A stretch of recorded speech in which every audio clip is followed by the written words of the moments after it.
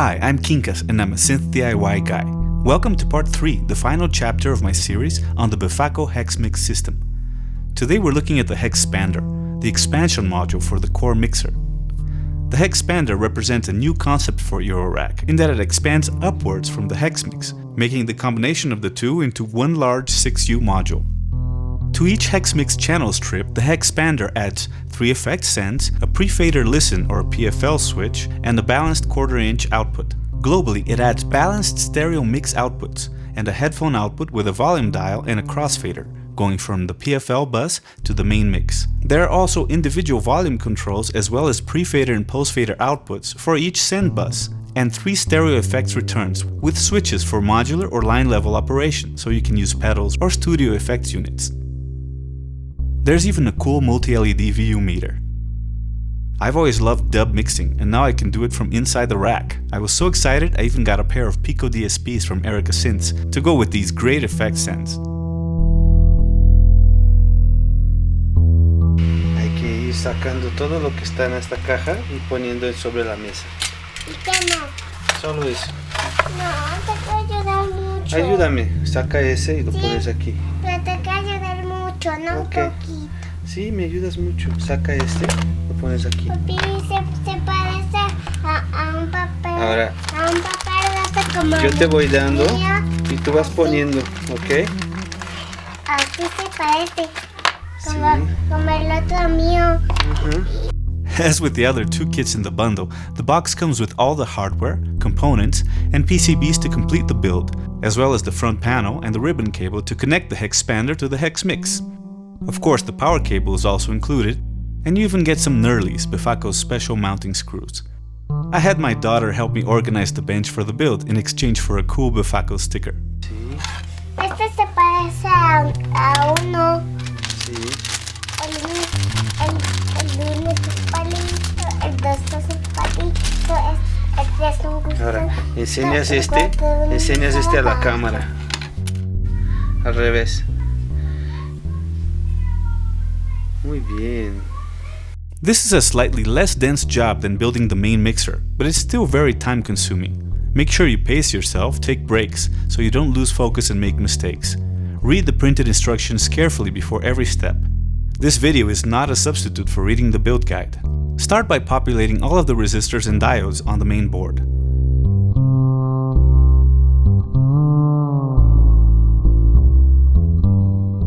Next, place the IC sockets.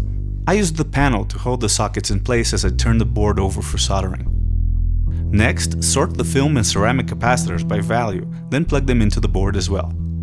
Then the electrolytic capacitors, minding their polarity. Now place the male pin headers. Make sure they are nice and straight, then solder them up. You can go ahead and place the ICs in their sockets now. Just be super careful about their correct orientation. Now let's move on to the control PCB. Again, start with resistors and diodes. Take 2 clipped resistor leads and use them to mount and solder the 2 ferrite beads. Hopefully you didn't lose the beads in your carpet when you opened the bag. Next, place the IC sockets. Again, I used the panel to keep them in place while turning the board over. I also like to solder the diagonally opposing leads of each socket first to secure them before soldering the remaining leads. Now sort and place the film and ceramic capacitors, followed by the electrolytics, again carefully checking their polarity. Place the female headers, making sure they are very straight, and solder them up. Then do the same with the communication ports. Plug the ICs into their sockets, careful about their orientation. Then secure the spacers with their respective nuts. Take a break before mounting the panel components. Now read the instructions carefully and follow the checklist as you place but don't solder the jacks, pots, switches and LEDs. Attach the panel and tighten the nuts. Push the LEDs through their panel holes and only then solder everything up, except the pot location lugs, which you should solder only after testing the module. That's it! Put on the knobs and switch caps, check the power header for shorts and plug it in to test.